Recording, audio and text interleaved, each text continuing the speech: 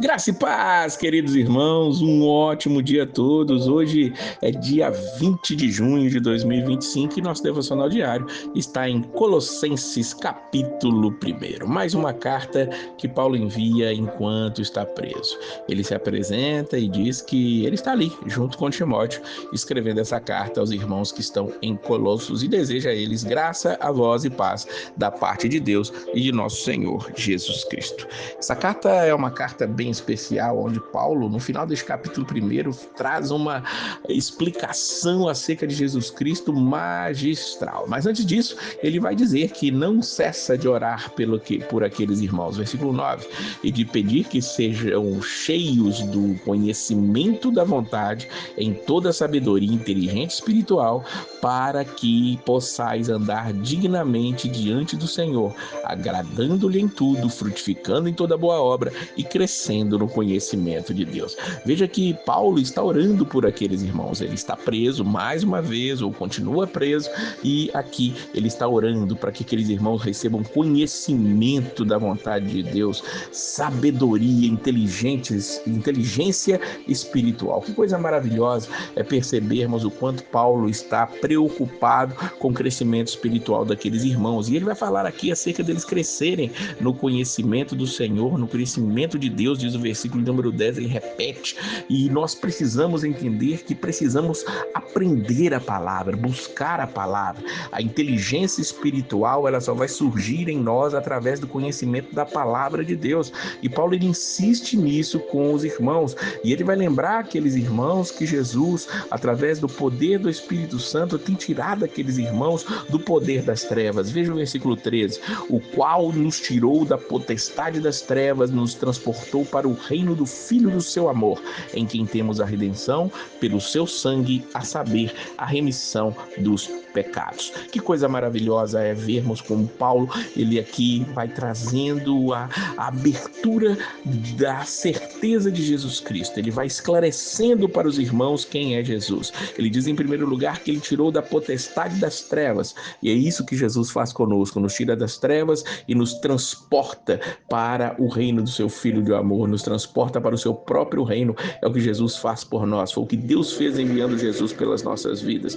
e nele nós temos a redenção pelo seu sangue, nós somos comprados pelo seu sangue, porque ele nos remiu, ele nos perdoou, ele pagou pelos nossos pecados. E quem é esse que fez isso tudo? Jesus Cristo. E aqui Paulo, a partir do versículo 15 até o final, ele vai falar coisas maravilhosas. Vou ler com você lê todo este capítulo muitas e muitas vezes para entender acerca de Jesus Cristo, mas eu quero ler aqui dos versículos 15 até o 18, e olha que coisa maravilhosa. Ele diz, o qual é a imagem do Deus invisível, o primogênito de toda a criação, porque nele foram criadas todas as coisas que há nos céus e na terra, visíveis e invisíveis, sejam tronos, sejam dominações, sejam principados, sejam potestades, tudo foi criado por ele e para ele, e ele é antes de todas as coisas, e todas as coisas subsistem por ele, e ele é a cabeça do corpo, da igreja, é o princípio e o primogênito dentre os mortos, para que em tudo tenha preeminência.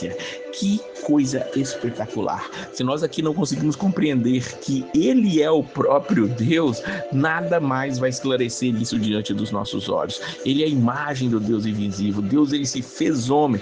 Deus se fez conhecido através de Jesus Cristo. Ele é o primogênito da criação. Isso não quer dizer que ele foi o primeiro criado, porque a Bíblia está dizendo para nós aqui que ele é antes de todas as coisas, e todas as coisas foram criadas nele. Ou seja, não houve um tempo em que Jesus não existiu. Ele é como o próprio Deus.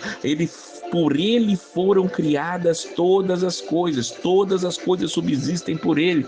Jesus é que sustenta todas as coisas. Ele é a cabeça do corpo da igreja, é o princípio e o primogênito dentre os mortos. Ele foi aquele que primeiro ressuscitou dentre os mortos para nunca mais morrer. Isso aqui é interessante entender, porque o próprio Jesus ressuscitou pessoas. Antes de Jesus também Elias, Eliseu, eles tinham ressuscitado ali algumas algumas pessoas, mas essas pessoas voltaram a morrer. Jesus é o primogênito, a primícia dentre os mortos, porque ele ressuscitou e não morreu mais. Hoje está à direita de Deus Pai Todo-Poderoso e tem estado ali intercedendo por nós, e em tudo ele tem proeminência. E sabendo disso tudo, Paulo vai dizer: vocês que em outro tempo eram estranhos, diz o versículo 21, inimigos do entendimento pelas vossas obras, mas agora contudo vos reconciliou no corpo da sua carne pela morte, para que perante ele vos apresentar santos, irrepreensíveis e inculpáveis. Veja que esse Jesus todo especial, maravilhoso, o próprio Deus que se fez homem para nos salvar, ele é que nos salva.